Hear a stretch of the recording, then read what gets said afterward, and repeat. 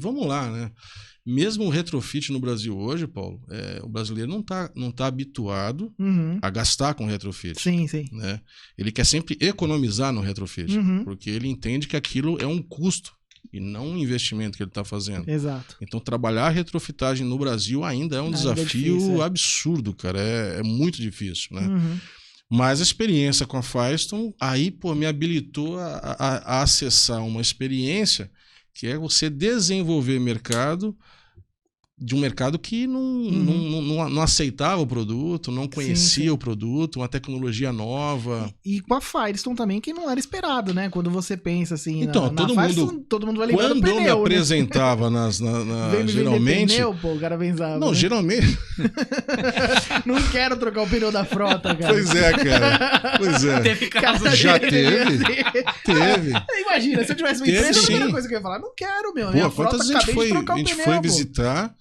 E às vezes até vinham pessoas para reunião curiosas, esperando que eu abrisse um portfólio de pneu. Né? Sim. E foi curioso uma vez que eu visitei a Marabras, cara.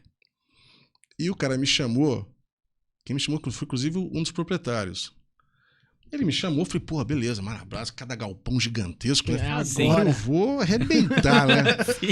Aí o cara me recebe, vai daqui, vai de lá, vai de lá, e eu olhando pra cima, olhando pros galpões, e ele nada de falar de cobertura. Reunião durou acho que umas 2 horas, cara. No final ele falou, Luiz, ó, o negócio é o seguinte, eu tô precisando de 5 pneus blindados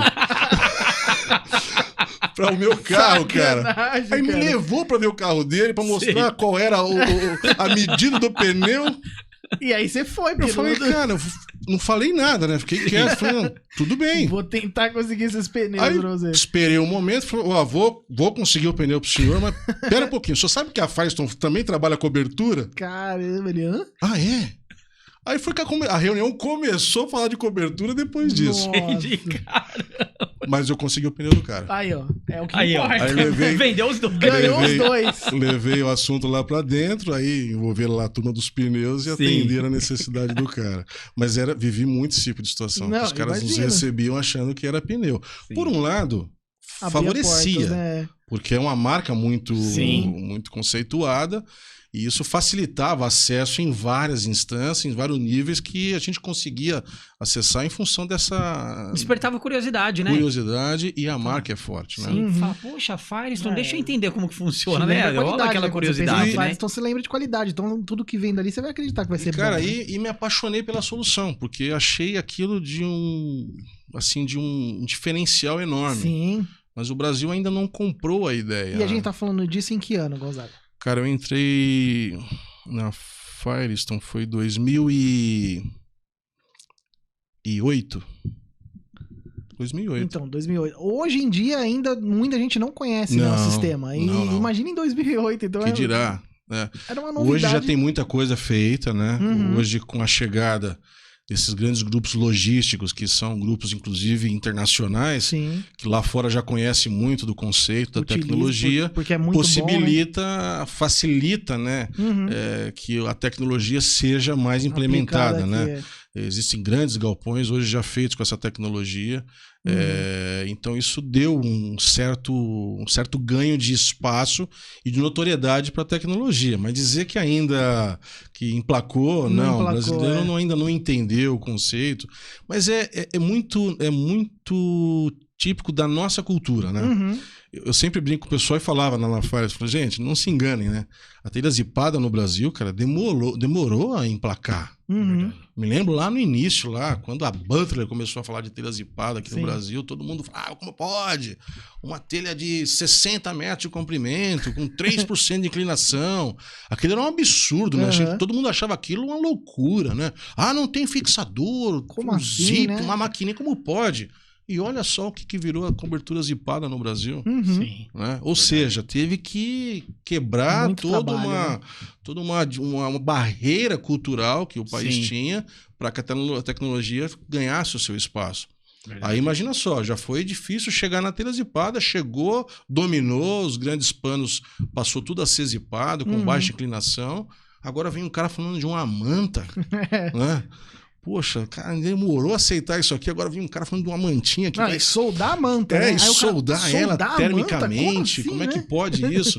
Mas, cara, eu visitei várias obras fora do país, fui conhecer o que eles fazem lá fora. E, cara, é impressionante, né? Sim. É uma tecnologia que tem tudo para ser agregada, mas tem muito ainda convencimento a ser feito, tem muito chão ainda para percorrer até que a tecnologia possa ser aceita. E se você considerar que nos Estados Unidos e a própria Europa, o faturamento, posso ser que eu erre um pouquinho, mas, por exemplo, a Firestone nos Estados Unidos, de 60% a 70% do faturamento dessas membranas era retrofit, cara. Caramba. Nossa. Era retrofitagem, ou seja, coberturas e galpões que eram refeitos, né? Porque lá, claro, em função do clima, em função às vezes do ataque, há necessidade muito sempre desgaste, né? O desgaste acontece e a necessidade de você retrofitar. Ou seja, 70% naquela época já era retrofitagem lá nos Estados Unidos, né? Então imagina, se a gente olhar para o Brasil, sim, o que seria a oportunidade, né, de retrofitagem nesse nosso país. Mas, infelizmente, como você perguntou, é uma oportunidade?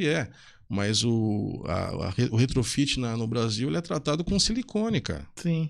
Entendeu? É isso mesmo. É tratado com silicone. O cara reserva lá por mês uma verbazinha, bota dois Sobe operários dois lá em cara cima lá em e os cima. caras siliconando, parafuso, emenda de telha, porque não vê valor no investimento de você colocar uma sobrecobertura ou aplicar alguma solução que realmente seja definitiva. Desconhece essa possibilidade, né? Ele acha que tá só aquela cobertura dele só serve para aquilo e assim não tem uma possibilidade de fazer algo naquilo sem parar a operação. Sim, muitas vezes, né? E ainda tem isso, né? Não necessariamente ele precisa interromper a operação, né? Porque você imagina, né? Dependendo da empresa, o que você tá produzindo ali dentro, você não pode deixar o maquinário a céu aberto enquanto você tá trocando essas telhas. E o sistema retrofit justamente é para isso, né? Você consegue deixar o pessoal trabalhando, você vai fazendo a manutenção e eles preferem fazer esse sistema paliativo de subir lá e ficar colocando siliconinho em cada furinho, em cada parafuso, e em cada tem também a questão do recurso financeiro, sim, né? Não se investe nesse sentido, né? Então eles tentam gastar o menos possível fazendo paliativo para não ter que mexer naquilo. Mas imagina só, cara, todo ano vai lá e faz um paliativo, faz um paliativo. Né? É uma grande oportunidade ainda? Mas o Brasil ainda não incorporou o conceito efetivo de retrofitar suas coberturas, né? Sim. E olha que muito se fez pelas trocas de telhados das antigas telhas cimento amianto, né? Muito já se fez, né? Muitas coberturas foram refeitas, mas ainda tem muita coisa por fazer.